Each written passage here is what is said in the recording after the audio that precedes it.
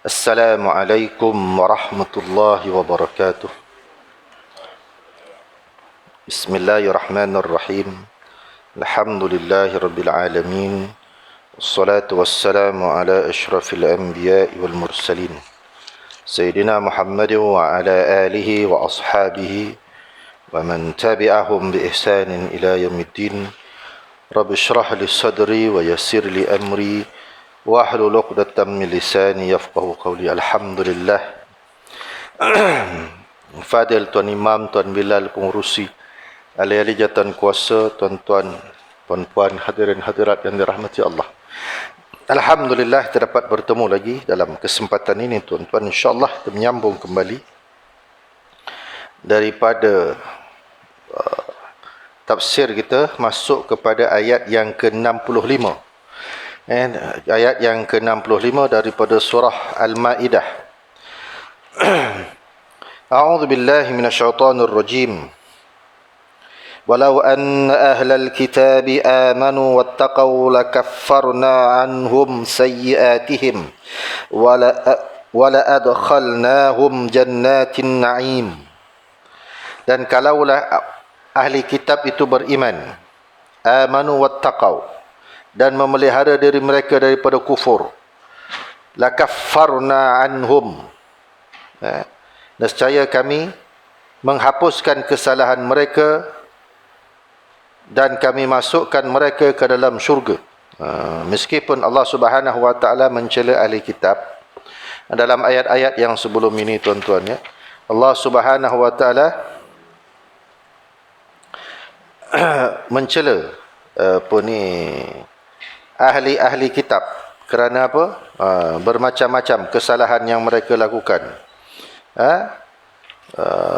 Memusuhi Nabi, membunuh para rasul dan sebagainya. Tetapi kalau mereka ini, Allah Ta'ala berikan peringatan. Tapi kalau mereka sempat beriman, kalau mereka bertakwa, nescaya Allah Ta'ala akan menghapuskan kesalahan-kesalahan mereka. Jadi suruhan beriman ini untuk membenteras dan menghapuskan kebencian mereka kepada Islam. Kalau mereka beriman, ahli kitab ini beriman kepada Nabi SAW, beriman kepada Al-Quran, kepada Allah, yang diturunkan kitab-kitab yang terdahulu, maka mereka itu akan diampunkan dosanya oleh Allah Subhanahu wa taala, sebagaimana yang diterangkan dalam ayat yang ke-59. Ayat yang ke-59 sebelum ini. Hendaklah mereka itu mengikut jejak langkah orang-orang Islam, supaya beriman pula dengan Allah, beriman dengan Al-Quran dan kitab-kitab yang diturunkan oleh Allah. Tidaklah cukup keimanan itu hanya sekadar beriman dengan Taurat dan Injil semata-mata, tanpa beriman dengan Al-Quran dan kenabian Nabi Muhammad sallallahu alaihi wasallam. Imannya tak sempurna. Sebab itu kalau orang bertanya, siapa yang masuk syurga? Yahudi? Nasara? Atau orang Muslim?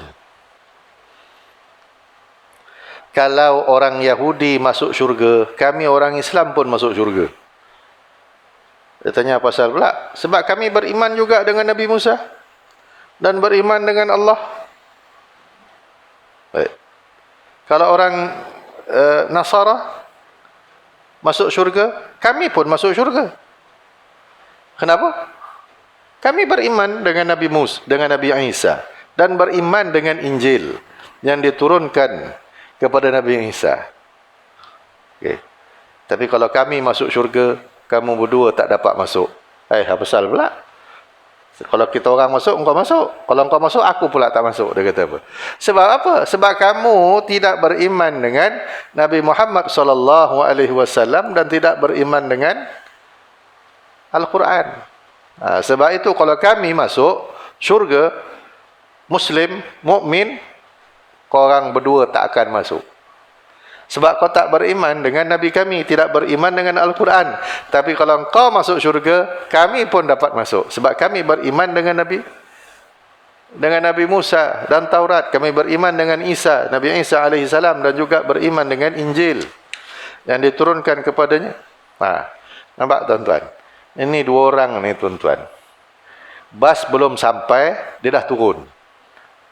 Faham tuan-tuan? Kata guru saya, Yahudi dan Nasara ni macam orang naik bas tuan-tuan. Kan? Belum sampai Wangsa Malawati, dia dah turun tuan-tuan. Sampai tak? Dia turun kat depan LRT. Tak sampailah sini. Kan? Ya, yang satu lagi turun ke mana? Kat masjid. Sampai tak sini? Tak sampai. Itulah dia.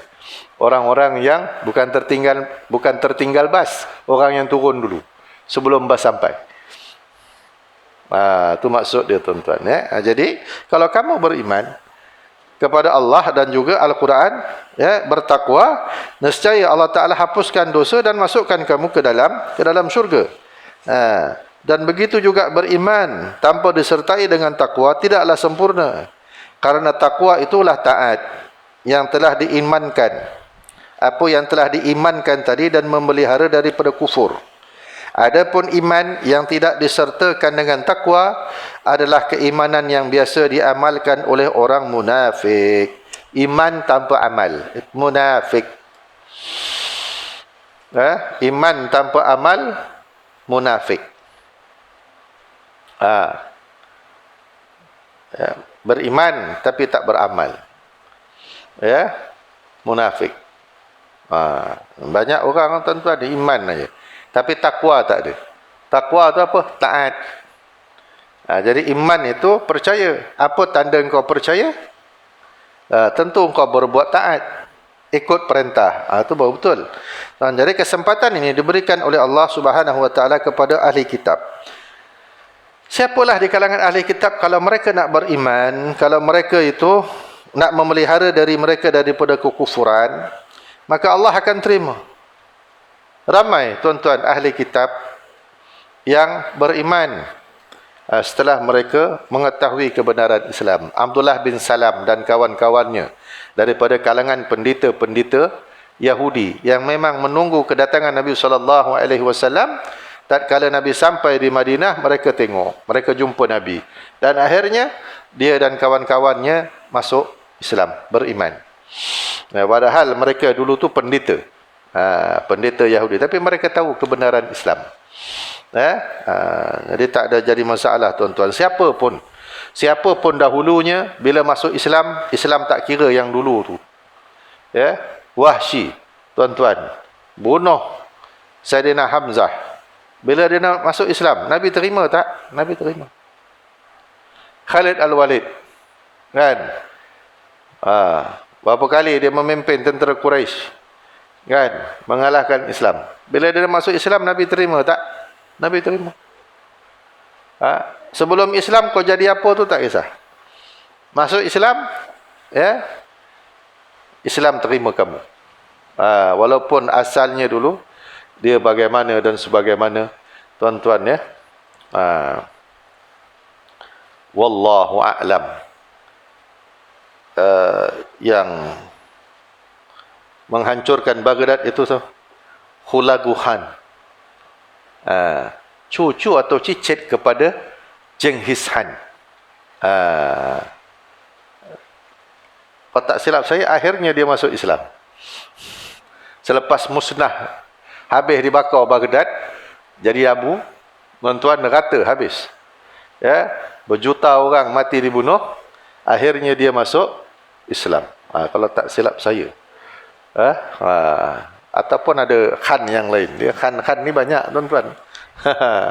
Ya, baik. Ayat yang seterusnya. Ya.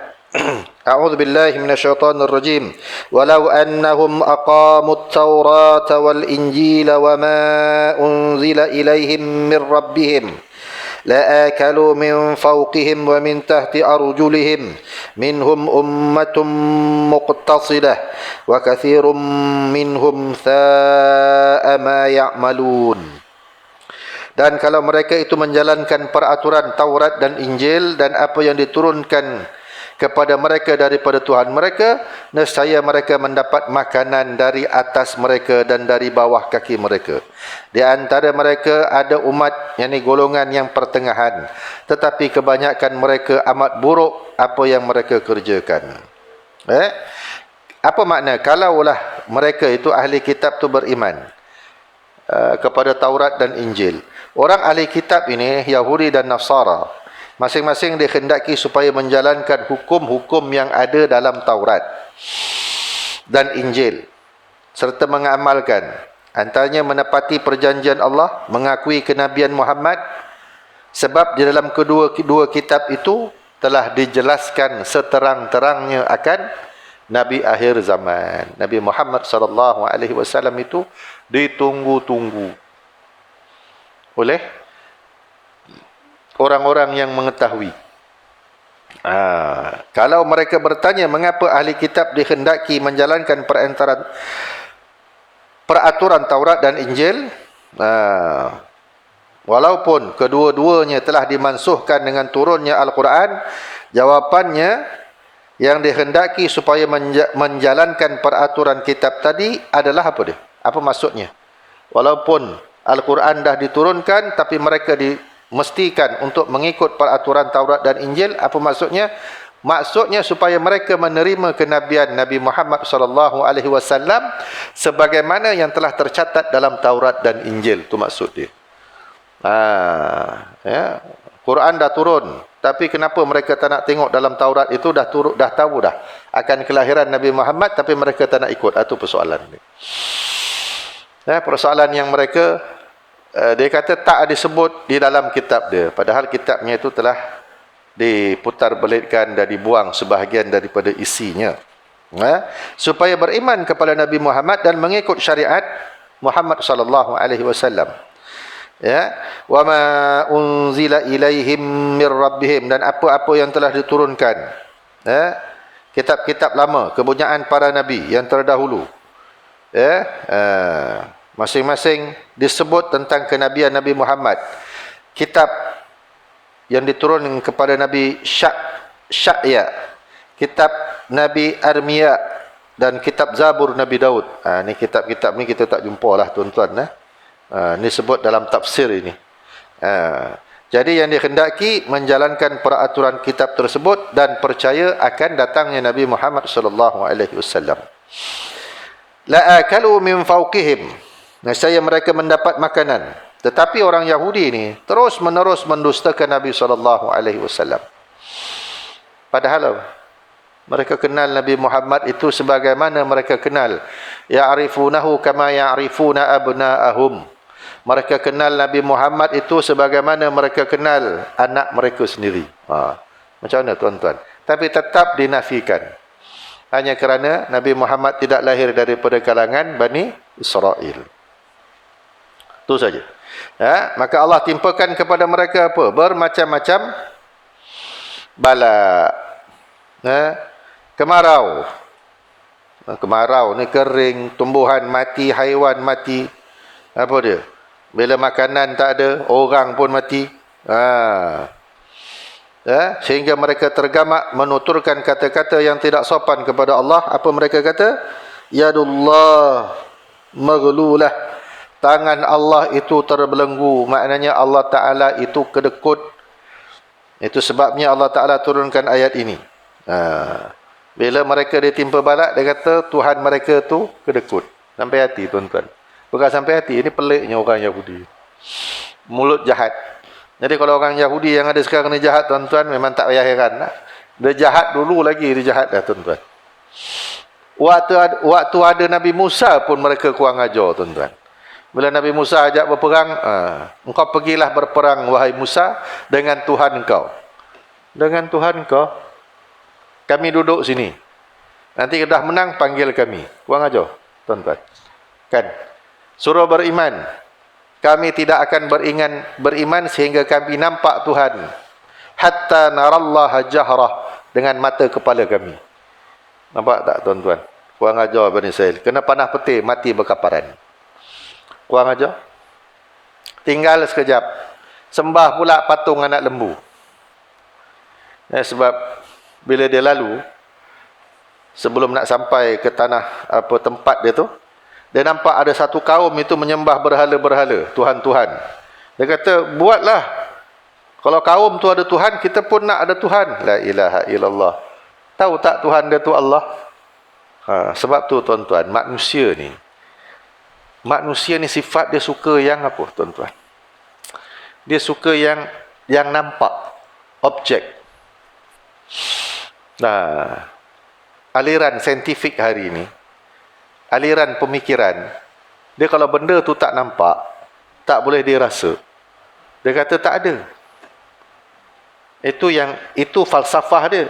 Tapi orang yang buat falsafah begini pun pening juga. Udara yang disedut tu tak nampak kan? Ada tak? Ada. Tapi tak nampak kan? Dah. Macam. Mana yang buat falsafah tu pun pening. Apakah sesuatu yang tak nampak tu tak ada? Habis yang dia hirup udara hari-hari, nampak tak oksigen dia? Tak nampak. Tapi ada tak? Ada. Kan? Itulah dia. Kadang-kadang itulah ceteknya akal manusia. Ceteknya akal manusia. Ya. Dia kata dia pelik. Orang pemikiran empirikal hari ni, yang pemikiran yang begini, kebendaan ni. Dia nak sesuatu benda tu, dia kata sesuatu benda tu mesti ada yang buat. Dia tidak boleh terjadi dengan sendirinya. Mesti ada pelaku. Betul? Kan? Tapi bila sampai kepada alam ni, siapa yang buat? Tuhan. Tak boleh pula macam tu. Apa salah tak boleh? Tadi kau buat falsafah, semua benda mesti ada pelaku. Sebab apa dia kata? Tuhan tak nampak. Tanya dia balik. Kau nampak tak otak kau? Tak nampak? Ada tak otak? Ada? Habis? Macam? Kalau kita kata dia tak ada otak, marah pula kan? Tapi nampak tak otak sendiri? Tak nampak, tuan-tuan. Seorang tu tak akan nampak otak dia sendiri. Tapi otak dia ada tak? Ada. Kalau kita kata dia tak ada otak, marah pula. Nampak tak? Itu pemikiran singkat manusia dengan segala macam falsafahnya. Dengan segala macam falsafahnya, dia tidak dapat mencapai hakikat yang sebenarnya kecuali dengan wahyu Allah. Itu pentingnya wahyu. Itu pentingnya wahyu. Memandu manusia supaya jangan sesat waktu berfikir. Waktu berfikir ni manusia jangan sesat. Kalau sesat, mulalah timbul benda pelik-pelik. Dia tak ada yang tetap dalam dunia ni, dia kata. Semua berubah-ubah. Kan? Itu pada pandangan dia. Itu pada pandangan dia. Dia kata semua ada pelaku. Bila sampai kepada pelaku, siapa yang menjadikan alam ini? Tuhan lah. Allah Subhanahu Wa Taala. Dia kata tak boleh lah macam tu. Sebab apa? Tuhan tak nampak. Pula dah. Baik. Jadi oleh sebab itu Allah Taala apa dia? Menyebut ayat ni, kalau mereka meninggalkan perangai buruk tadi, nescaya Allah Ta'ala akan memberikan kemakmuran kepada mereka. Diturunkan hujan, disiramkan bumi ini dengan air hujan, maka suburlah bumi dengan tumbuh-tumbuhan, tanam-tanaman, buah-buahan. Kalau mereka beriman dan bertakwa. Itu tuan-tuan ni. Nak menjadi makmur sesebuah negara, itu rakyatnya mesti beriman, bertakwa, insya-Allah. Maka jadilah dia baldatun tayyibatun wa rabbun ghafur. Tapi kalau mereka ingkar, kufur, tak bayar zakat, datang kemarau. Banyak berlaku zina, gempa berlaku. Itu sebut dalam hadis, tuan-tuan. Sebut dalam hadis. Banjir. Sekarang ni musim banjir, tuan-tuan. Banjir kilat. Kejap-kejap banjir, kejap-kejap banjir. Kan? Kena fikirlah tu. Dan antara mereka ada golongan yang tidak melampau. Ada juga. Seperti apa dia? Ni saya sebut tadi. Contohnya seperti Abdullah bin Salam dan kawan-kawannya Yahudi. Tapi mereka beriman kepada Nabi SAW. Raja Habsyi, Najasyi dan pengikut-pengikutnya, tapi tak ramai, beriman. Tapi sebahagian besar rakyatnya tidak beriman. Malah Hercules, tuan-tuan. Bukan Hercules yang kuat tu, tuan-tuan. Hercules ni Maharaja Rom, Byzantine. Nama dia dalam bahasa Arab dipanggil Heraclius. Tapi bahasanya sebenarnya Hercules lah. Hercules, tuan-tuan, ya. Bukan cerita Hercules yang kuat tu. Ni Hercules Maharaja Rom, Byzantine. Dia dah nak masuk Islam tu. Hampir-hampir dia masuk Islam. Waktu dia bertanya dengan utusan, saya tak ingat cerita tu, tapi dia dah hampir-hampir masuk Islam. Tetapi dalam kitab sejarah tu kata, dia panggil pembesar-pembesar dia. Kata pembesar dia, kalau tuanku masuk Islam, tuanku tidak akan ditaati lagi di negeri ini. Tu yang dia tak jadi masuk Islam. Dia tak jadi masuk Islam. Beza dengan Najasyi. Najasyi masuk Islam, tapi sebahagian pembesar dia tak masuk. Sebahagian pembesar dia tak masuk Islam. Najasyi masuk Islam. Sebab tu bila dia meninggal, Nabi solat dia secara ghaib. Nabi solatkan dia secara ghaib. Itu nak menunjukkan Najasyi itu masuk Islam. Maharaja Rom ni dia tak beriman. Dia takut apa dia? Hilang kekuasaan, hilang pengaruh. Kerana pada waktu itu Byzantine ni lah Istanbul hari ni, dulu Konstantinopel, adalah pusat agama Kristian Ortodoks. Kristian Ortodoks. Kristian Ortodoks tu Eropah Timur masuk dalam Rusia. Itu Ortodoks. Kalau di Mesir, dia Kristian mazhab Qibti, dipanggil Koptik. Kalau Rom, Itali, pusat kepada Katolik. Katolik, dia banyak mazhab, tuan-tuan, macam-macam mazhab. Dan mazhab dia pun berbeza-beza antara satu sama lain. Dia sambut Christmas pun tak sama, harinya pun berbeza-beza. Dia selalu kata, kenapa orang Islam kadang-kadang raya tak sama? Ada yang raya hari ni, ada yang raya besok, kan? Kalau cakap kat dia, kau lagi teruk, lagi jauh beza. Kita beza selang sehari, kan? Paling tidak. Sebab perbezaan waktu melihat bulan, kan? Anak bulan. Dia tak ada lagi jauh. Ada yang bulan Januari, kebanyakannya bulan Disember.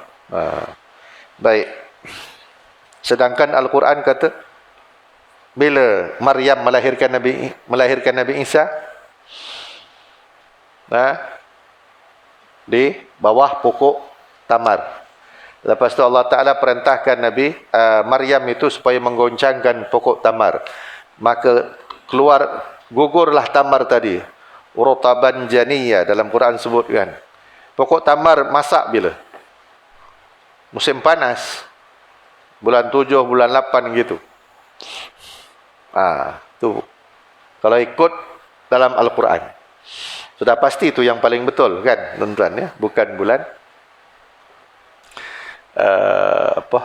bulan Disember. Itu pandangan dia lah. Itu perbezaan.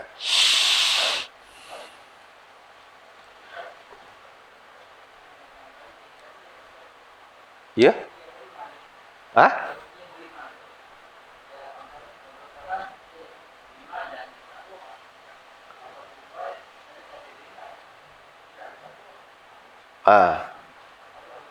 Abdullah bin Ubay munafik.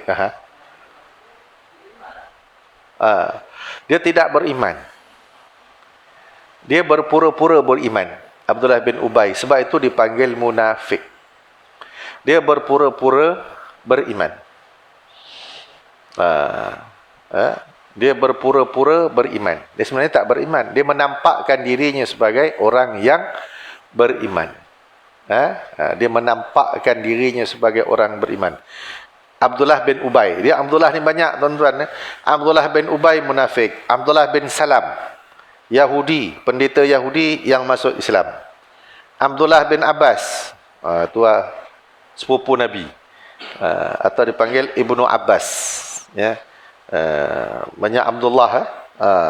Jadi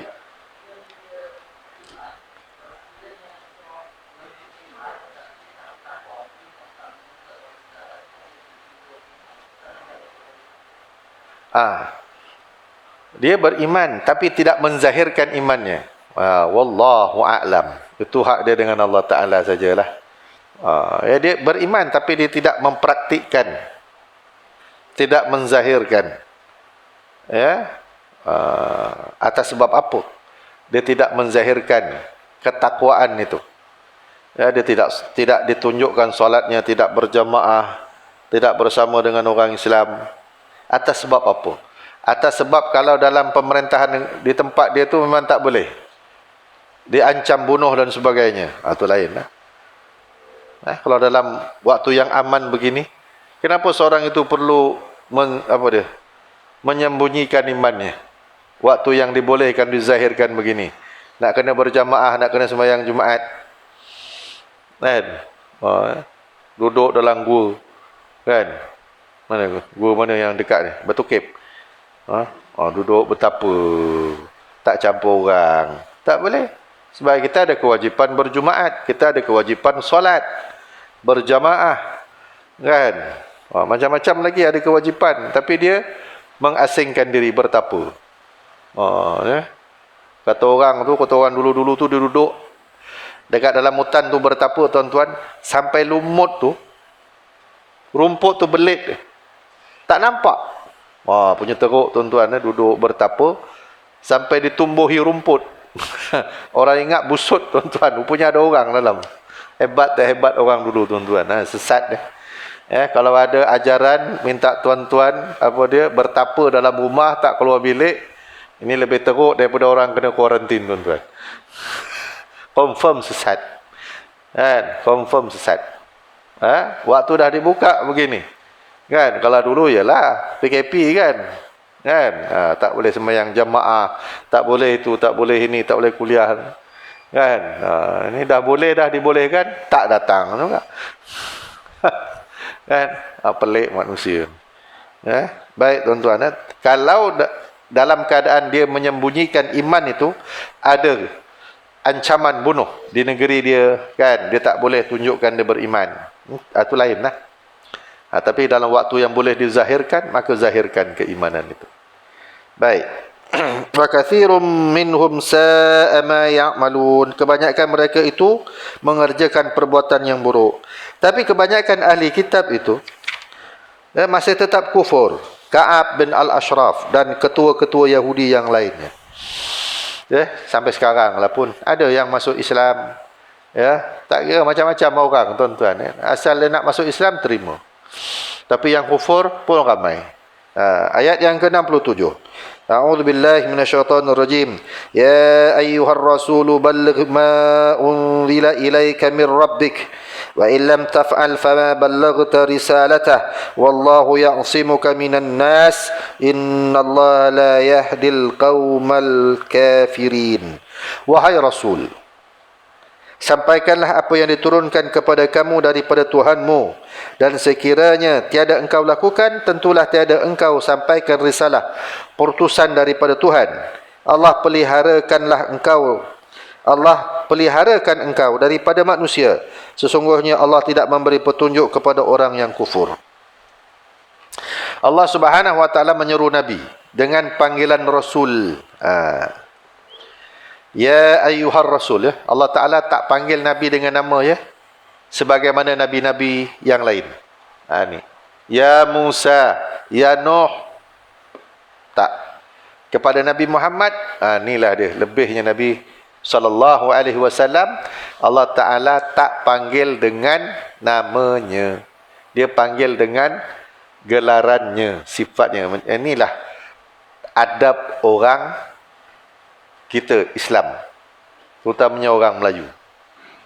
Dia tak akan nama panggil, dia akan panggil pakcik, makcik, adik, abang, kakak. Kan? Ini yang menimbulkan confuse kepada orang yang baru nak jadi Melayu. Habis semua kau panggil kakak abang, kakak engkau bukan. Betul kan? Pakcik, pakcik engkau bukan. Nampak tak? Itu adab dia, tuan-tuan. Sapaan, dia panggil sapaan. Encik, Tuan Haji, kan? Apa lagi? Datuk, Tan Sri, itu gelaran-gelaran, itu sapaan, tuan-tuan. Itu adab kita. Dia tak panggil nama dia. Macam Allah Subhanahu wa taala, dia tak panggil Nabi Muhammad dengan ya Muhammad, tak. Dia panggil ya ayyuhar rasul, wahai rasul. Nabi lain Allah Taala panggil dengan nama. Cuba tuan-tuan tengok dalam Al-Quran. Allah Ta'ala panggil Ya Musa, Ya Nuh. Nah, dipanggil dengan nama dia. Nabi Muhammad tak dipanggil dengan gelarannya. Nak menunjukkan apa? Bahawa Rasulullah sallallahu alaihi wasallam itu utusan kepada sekalian manusia. Ya ayyuhar rasul, diseru agar Nabi menyampaikan tugas tabligh. Balligh ma unzila ilaika mir rabbik. Sampaikan apa yang telah disampaikan oleh Tuhanmu kepada kamu untuk disampaikan kepada orang lain. Kalau kamu tidak menjalankan perintah ini, maka perutusan Tuhan itu tidak akan sampai. Jangan tunggu hingga ada orang bertanya baru disampaikan. Ini perintah Rasul, ya. Sifat tabligh, menyampaikan. Ya. Apa dah? Sifat apa ni? Sifat yang wajib bagi Rasul. Kan? Siddiq, amanah, tabligh, fatanah. Siddiq, betul. Benar Nabi itu. Nabi itu tak ada sisi-sisi gelap, tak ada. Macam kita, tuan-tuan. Ada sisi terang, sisi gelap. Kan? Maghrib, Isyak ada kat surah. Kan? Pukul 11 pergi gonjang. Tak ada dah, tuan-tuan. Bukan sinilah orang lain. Ni pukul 11 malam tak ada. Pukul 11 malam tak ada. Kan? Dia ada pot lain pula. Yang peliknya Maghrib, Isyak ada kat surah. Itu Pak Ma'un, tuan-tuan. Kan? Itu Siddiq. Nabi ni tak ada sisi gelap, tak ada. Semua yang apa yang dibuat oleh Nabi itu benar. Tak ada macam kita ni, kan. Kat sini lain, dekat rumah lain. Kan? Ya. Lepas tu Siddiq, amanah. Nabi ni amanah, menjalankan tugas. Ya, amanah dalam melaksanakan sekalian tugas yang Allah Ta'ala perintah. Kan? Berat macam mana pun tetap dilaksanakan oleh Nabi SAW. Berat macam mana pun. Kan? Peranglah berapa kali. Ya. Allah Ta'ala suruh Nabi Nuh buat kapal atas darat. Buat. Buat kapal atas darat. Confirm lah. Orang tak percaya, kan. Dia tak tahu apa maksudnya. Baik. Lepas tu apa dia? Tabligh, menyampaikan. Ini sifat Nabi. Nabi tak malu untuk menyampaikan risalahnya. Sehingga kan ada riwayat yang menyatakan tidak ada rumah di kota Mekah yang tidak pernah diketuk, yang tak pernah tak diketuk oleh Nabi. Mesti sampai. Nabi jumpa. Nak menyampaikan risalah Allah Subhanahu Wa Ta'ala. Itu tabligh. Satu lagi, fatanah. Nabi ni cerdik. Itu sifat sekalian Nabi. Kan? Tak ada Nabi yang bodoh, tuan-tuan. Mudah ditipu orang. Tak. Sebab Nabi ni apa? Nabi ni pemimpin. Pemimpin mesti cerdik, tuan-tuan. Kalau pemimpinnya bodoh, masuk parit, rakyatnya pun masuk parit. Nak pilih pemimpin, lagilah hari ni. Kan? Yang nak pilih pemimpin kita. Yang tanggung apa dia? Kesannya pun kita. Baik-baiklah, buruk-buruk. Jangan salahkan siapa? Salahkan orang yang memilih. Baik. Itu sifat Nabi. Siddiq, amanah, tabligh, fatanah. Fatanah itu cerdik. Sebab Nabi itu memimpin. Baik. Kata riwayat daripada Masyruk, daripada Aisyah radhiyallahu anha, siapa yang menyatakan kepada kamu bahawa Rasulullah itu menyembunyikan daripada apa yang diturunkan oleh baginda, orang itu berdusta. Kata Aisyah radhiyallahu anha, siapa kata Nabi itu menyimpan sesuatu? Tak ada. Nabi, apa yang diperintahkan oleh Allah, semua Nabi dah bagi. Bukan macam kita, kan, tuan-tuan. Ilmu kita, kalau orang tak tanya, kita tak bagi tahu, kan. Ya, sebab ilmu ni tak nampak, tuan-tuan, macam harta. Harta orang nampak. Ya, kalau ilmu kan tak nampak. Ya. Rupanya orang ni pandai buat begini. Dia tak sangka, tuan-tuan. Dia ada kemahiran-kemahiran yang kita tak tahu. Tapi Nabi tak. Apa yang Nabi tahu, semua telah disampaikan. Dalam haji wada', Nabi bersaksi. Kamu saksi, aku telah sampaikan kepada kamu semua. Maka itulah tatkala turun ayat itu, al-yawma akmaltu lakum dinakum wa atmamtu alaikum ni'mati wa raditu lakumul islam madina. Hari ini aku sempurnakan kepada kamu agama kamu. aku sempurnakan kepada kamu, al-yauma akmaltu lakum dinakum wa atmamtu alaikum, dan aku sempurnakan nikmat aku dan aku redalah Islam itu agama kamu. Maka Sayyidina Abu Bakar menangis. Sahabat tanya, orang bergembira, Islam telah sempurna, Islam telah sempurna. Abu Bakar orang menangis. Tanya, Tuan, kenapa Tuan menangis? Islam dah sempurna dah. Kenapa Tuan menangis? Tahukah kamu, selepas setiap kesempurnaan itu, maka akan ada kurangnya. Itulah makanan, tuan-tuan, kan? Makanan. Buat kek cantik-cantik. Kek buat cantik-cantik nak dibuat apa? Tentu nak dimakan, betul? Ke buat perhiasan? Itu kalau kek plaster, memanglah buat perhiasan. Ni kek dah buat cantik-cantik, mesti nak dimakan. Bila makan kurang tak, tuan-tuan? Kurang. Sebab tu, bila dia menangis, tahu tak kurang tu apa? Bila Islam dah sempurna, maka tugas Nabi pun dah selesai, maka Nabi pun akan dipanggil oleh Allah Subhanahu Wa Taala. Tu Abu Bakar. Sayyidina Abu Bakar tu dah nampak. Dalam ayat ni ada 3 perkara, tuan-tuan. Hari ini aku sempurnakan kepada kamu agama kamu. 1. Islam ni sempurna. Agama yang paling sempurna atas dunia ni. Tak bolehlah nak lawan Islam, tuan-tuan. Yang kedua, aku sempurnakan nikmat kamu. Nikmat aku kepada kamu. Maknanya apa? Islam tu nikmat. Berapa ramai orang Islam yang merasakan Islam tu nikmat? Atau berapa ramai yang rasakan Islam tu beban? Susah Ustaz. Sembayang lagi, lepas ni puasa pula lagi. Apa lagi? Kena bayar zakat pula lagi. Cukai bayar, zakat bayar lagi. Tak boleh makan tu, tak boleh makan ni. Tuan-tuan. Tu. Berapa ramai orang yang tak dapat merasakan Islam itu nikmat? Berapa ramai yang menyatakan Islam tu susah, beban? Tu ayat ni. Yang ketiga apa dia? Aku redalah, Islamlah satu-satunya agama kamu yang aku reda, Islam. Kau cari lain daripada ni, tak, menyesal. Nampak, tuan-tuan? 3 perkara dalam ayat, satu ayat ini 3 perkara. Pertama, Islam tu dah sempurna. Sempurna. Meliputi setiap sesuatu. Islam ini sempurna. Hukumnya semua ada. Kedua, nikmat. Kita dapat, inilah nikmat paling besar. Islam dan iman, ya, tuan-tuan. Yang ketiga, itu saja agama yang diredai oleh Allah. Lain tak ada. Ayat tu 3. Faham 3 ni, tuan-tuan? Allahu Akbar. Syukur pada Allah. Ya Allah, aku dapat nikmat Islam. Berapa ramai orang tak dapat, tuan-tuan? Berapa ramai yang tengah mencari-cari, tak jumpa Islam, jumpa agama lain. Dan berapa ramai yang dah dapat Islam, keluar pergi agama lain. Wallahu a'lam. Apa? Kalau tak silap saya, anak Presiden Soekarno pindah ke Hindu. Dia kata agama leluhur. Hindu bukan agama leluhur engkau. Sebelum Hindu lah agama leluhur. Tu konsep tu pun dia dah salah. Sebelum Hindu agama apa dulu yang ada? Nyembah kan pokok-pokok, batu-batu sebelum Hindu datang. Itulah agama leluhur. Ujah dia pun salah. Ya Allah, tuan-tuan, inilah manusia yang tidak menghargai nikmat. Sebab apa? Dia tak rasa Islam tu nikmat. Dia kalau orang tak merasa nikmat tu, yang dia rasa tak seronok. Dia rasa tak seronok. Cuba orang rasa, walaupun susah, dia rasa seronok, dia akan buat. Tuan-tuan, betul tak, tuan-tuan? Pergi haji, tuan-tuan. Siapa kata pergi haji senang?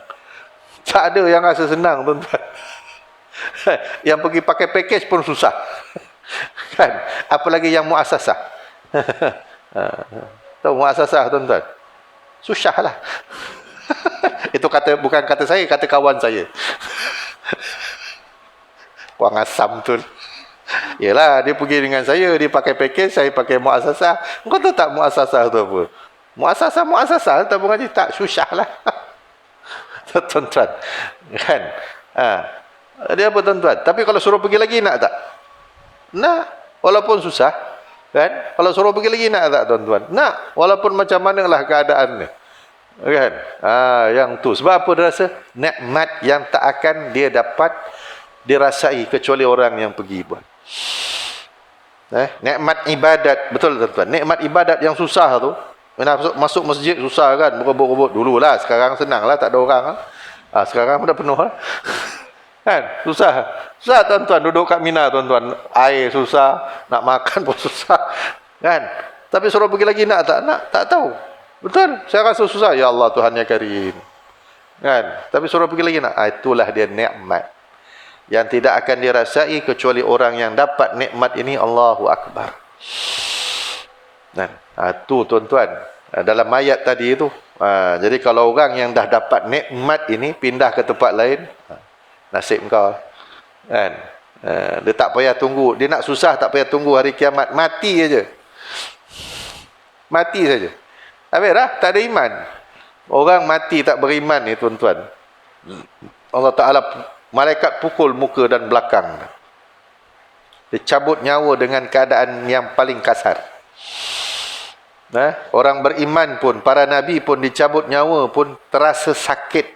Apa lagi yang tidak beriman. Allahu Akbar. Baik. Jadi siapa yang kata Nabi menyembunyikan sesuatu, kata Aisyah, dia tipu.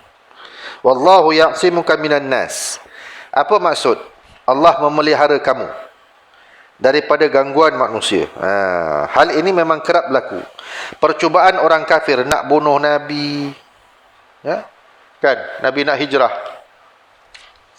Ya? Nabi menyuruh dalam Gua Thur. Gua Thur itu orang Quraisy cari. Siapa dapat Muhammad 100 ekor unta. Padahal lah sikit lagi nampak Nabi. Dengan Sayyidina Abu Bakar dalam Gua Thur itu. Maka cepat-cepatlah labah-labah datang buat sarang, buat dia punya sarang dia. Merpati pun buat sarang dan bertelur. Padahal baru beberapa hari Nabi duduk situ kan. Ya. Mula Nabi keluar, ada yang kejar Nabi. Banyak kali percubaan. Termasuklah orang yang bagi racun pada Nabi. Nabi baru nak makan, mati. Sahabat ada yang makan, mati. Dia tanya Yahudi tu, kenapa kau buat macam ni? Kalau kau Nabi, kau pasti selamat. Memanglah selamat. Tapi perempuan ni dah bunuh sahabat Nabi yang lain. Dan Allah Ta'ala pelihara Nabi daripada gangguan manusia. Walaupun ya, dah pegang pedang tu, Nabi duduk seorang kat bawah pokok, datang. Sekarang apa kau nak buat Muhammad? Siapa akan bantu engkau? Nabi tenang aja. Siapa akan bantu aku? Allah. Bila dia sebut Allah, pedang jatuh. Nabi ambil pedang, bunus balik. Siapa akan tolong kau? Tak tahu. Akhirnya orang tu pun masuk Islam. Masya Allah tuan-tuan. Yakinnya Nabi kepada Allah Subhanahu Wa Taala. Kan? Siapa akan tolong kita? Allah, tuan-tuan. Kita tak tahu, bila ada masalah sikit dah pening kepala tuan-tuan. Allah Taala dulu mengadu pada Allah Taala, wasta'inu bis-sabri was-salah. Sabar, solat. Solat tu maksud dia apa? Solatlah. Solat tu maksudnya ingat kepada Allah. Mengadu dulu kepada Allah, baru cari usaha manusia. Ini kita belum cari manusia dulu. Kan? Tuan-tuan, baik, sesungguhnya Allah itu tidak memberi petunjuk kepada orang yang kufur. Ya, orang yang telah mendustakan kebenaran itu yang datang daripada Allah, maka orang-orang tersebut tidak dimudahkan oleh Allah untuk mendapat pimpinan yang baik dan tidak pula memperolehi apa yang mereka cita-citakan. Jadi orang yang mendustakan Allah Subhanahu Wa Taala ini memang tidak akan mendapat petunjuk dan hidayah Allah Subhanahu Wa Taala. Baik tuan-tuan, sikit lagi, satu ayat lagi. A'udzu billahi minasyaitonir rajim. Qul ya ahlal kitab lastum ala syai'in hatta tuqimut Taurata wal Injil wa ma unzila ilaikum min rabbikum wa la yazidanna katsiran minhum ma unzila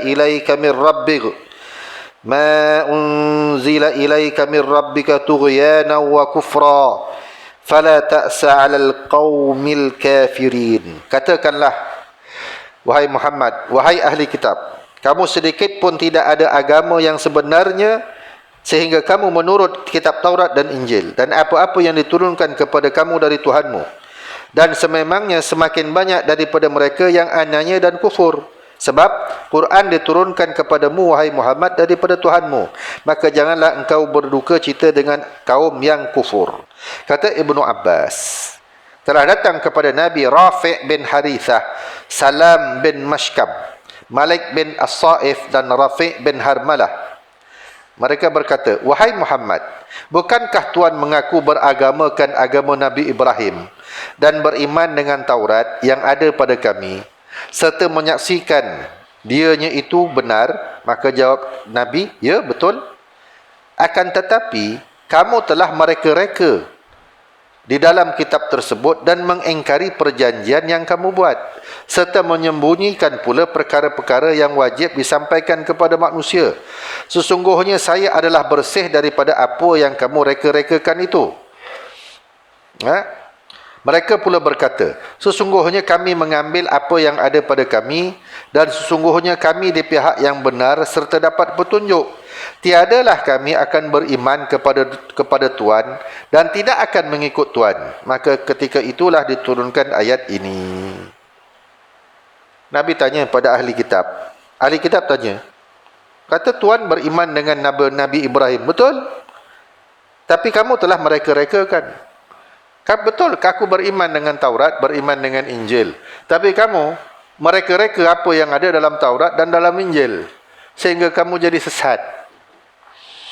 Dan Tuhan itu kamu rekakan bermacam-macam, sehingga lari daripada Tuhan yang esa, yang tidak boleh disyirikkan. Menganggap Isa anak Tuhan. Kemudian orang Yahudi menganggap Uzair itu anak Tuhan. Jadi maka orang Yahudi kata, kami tidak akan beriman kepada engkau selama-lamanya. Tak apa. Maka ayat ini pula diturunkan. Ayat yang apa ni? Hatta tuqimut Taurat wal Injil. Ayat ini telah pun terdahulu huraiannya yang sebelum ini. Disuruh untuk beramal dengan kitab Taurat dan Injil. Antara isi dalam Taurat dan Injil itu adalah gesaan daripada Allah supaya nanti kalau datangnya Nabi Muhammad, kamu beriman dengan Muhammad. Tapi dia tidak mau beriman. Dan sememangnya banyak daripada mereka yang anaya dan kufur, zalim. Ayat ini adalah sumpah yang disebut oleh Allah Ta'ala. Apa dia? Sememangnya semakin banyak golongan ahli kitab itu, manakala mereka melihat Al-Quran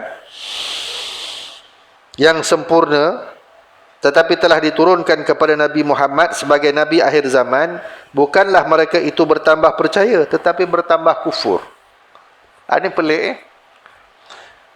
Yahudi dan Nasara ini pelik. Bila dia tengok Al-Quran tu betul, makin betul Al-Quran, makin betul Nabi Muhammad, makin kufur.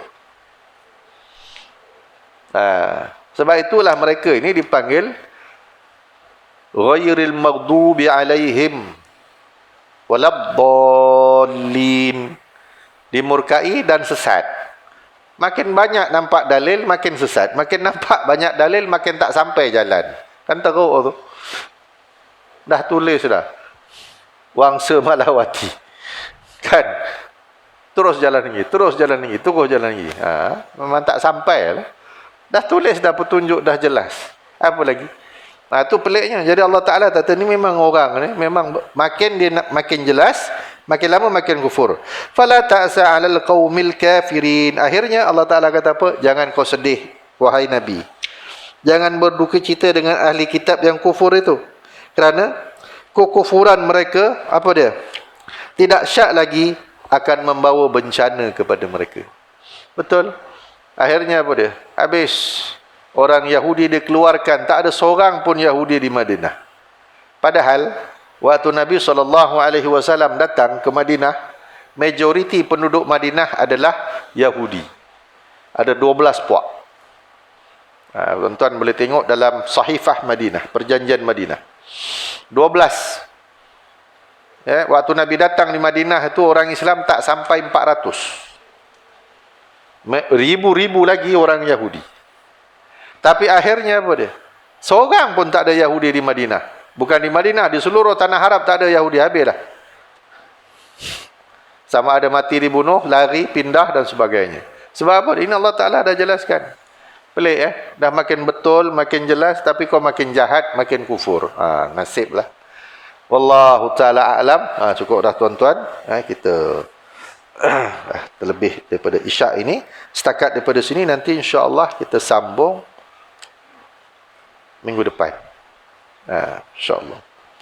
A'udzubillahi minasyaitanirrajim. Bismillahirrahmanirrahim. Allahumma aghnina bil ilmi wa dayna bil hilmi wa akrimna bit taqwa wa jamilna bil afiyah. Rabbana atina fid dunya hasanah wa fil akhirati hasanah wa qina adzaban nar. Sallallahu ala sayyidina Muhammad wa ala alihi wa sahbihi ajma'in walhamdulillahi rabbil alamin. Amin. Wallahu ta'ala a'lam. Assalamualaikum warahmatullahi